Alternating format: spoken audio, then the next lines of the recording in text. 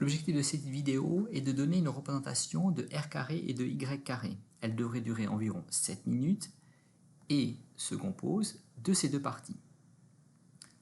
Rappelons tout d'abord que la fonction d'onde psi n'a pas de sens physique, seul son carré en a un, qui représente la densité de probabilité de présence de l'électron dans un volume dV autour du voisinage du point M de coordonnées x, y, z.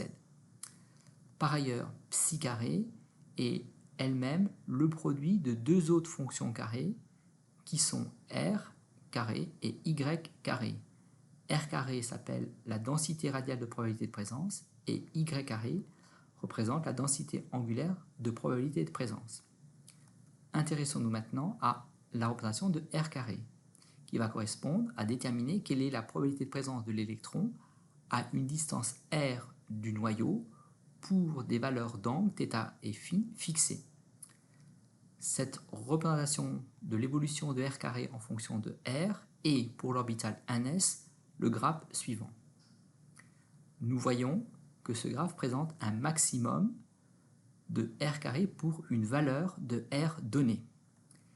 Et donc pour cette valeur de r donnée, ça correspondra donc à une distance par rapport au noyau où on a le plus de chances de trouver l'électron. On assimilera donc cette distance au rayon de l'orbital atomique 1s, bien que l'atome n'ait pas de dimension en tant que tel.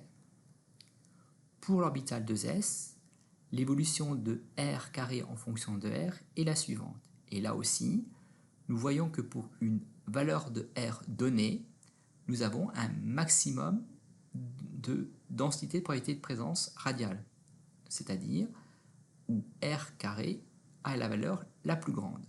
Et donc cette distance correspondra là aussi au rayon de l'orbital atomique 2s. Pour cette courbe, on a aussi une particularité, à savoir que comparé à la courbe associée à l'orbital 1s, nous voyons que pour cette orbitale 2s, dans ce graphe, apparaît une valeur de r pour laquelle r carré est égal à 0. Et cette valeur de r correspond à ce qu'on appelle une surface nodale. Si nous comparons maintenant la représentation de r carré pour les orbitales atomiques 1s, 2s et 3s, pour le maximum de chacune de ces courbes, nous pouvons donc en déduire le rayon de l'orbital atomique. Et nous constatons que plus le nombre quantique principal n est important, plus la valeur du rayon de l'orbital atomique s est importante. Intéressons-nous maintenant à y carré. Nous retiendrons tout simplement que y carré me donne la forme de l'orbital atomique. Pour l'orbital s, la représentation de y carré est une sphère. Donc nous assimilerons que l'orbital atomique s a la forme d'une sphère.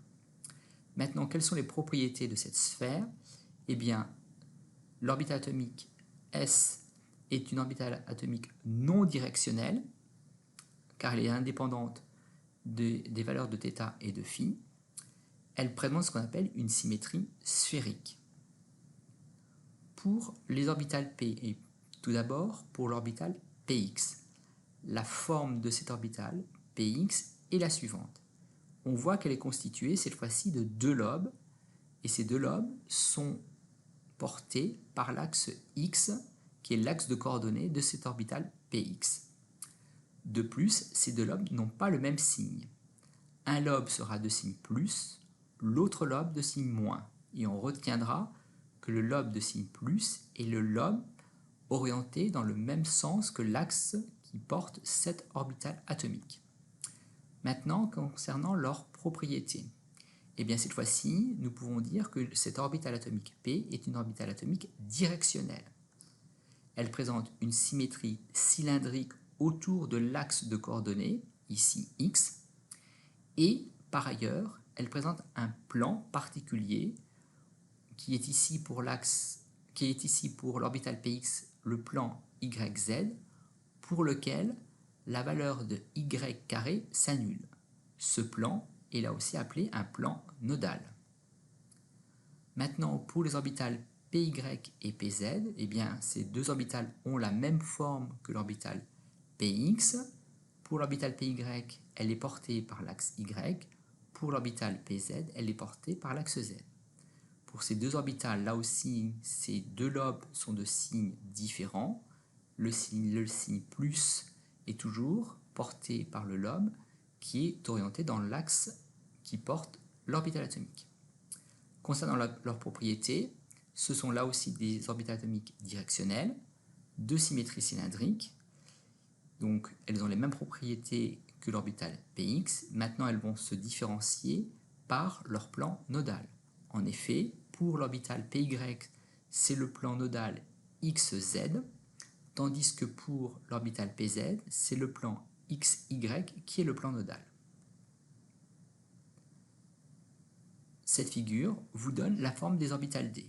Néanmoins, vous ne devez connaître que la forme des orbitales s, px, py et pz. En résumé, donc, la représentation de r carré en fonction de r me permet de déterminer le rayon de l'orbital atomique qui va correspondre au sommet de cette courbe. La représentation de y carré me donne la forme de l'orbital atomique, qui est une sphère pour l'orbital S et la forme d'un double haricot pour l'orbital P. Elles vont se caractériser par le fait que l'orbital S est une orbitale non directionnelle, contrairement aux orbitales P qui sont des orbitales directionnelles. L'orbital S est de symétrie sphérique, les orbitales P sont de symétrie cylindrique. L'orbital S ne présente aucun plan nodal, contrairement aux orbitales P. L'orbital Px a comme plan nodal le plan YZ. L'orbital Py, le plan XZ. Et l'orbital Z a le plan nodal XY.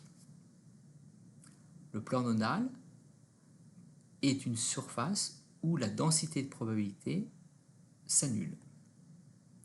Vous êtes maintenant capable d'énoncer le sens physique de psi carré, de r carré et de y carré, d'exploiter une courbe de densité de probabilité de présence radiale pour en déterminer le rayon de l'orbital atomique, de nommer et d'identifier sur de telles courbes les surfaces ou les plans nodaux, et de donner la représentation ainsi que de nommer les propriétés des orbitales atomiques S, Px, Py et Pz. La prochaine leçon portera sur l'étude du tableau périodique.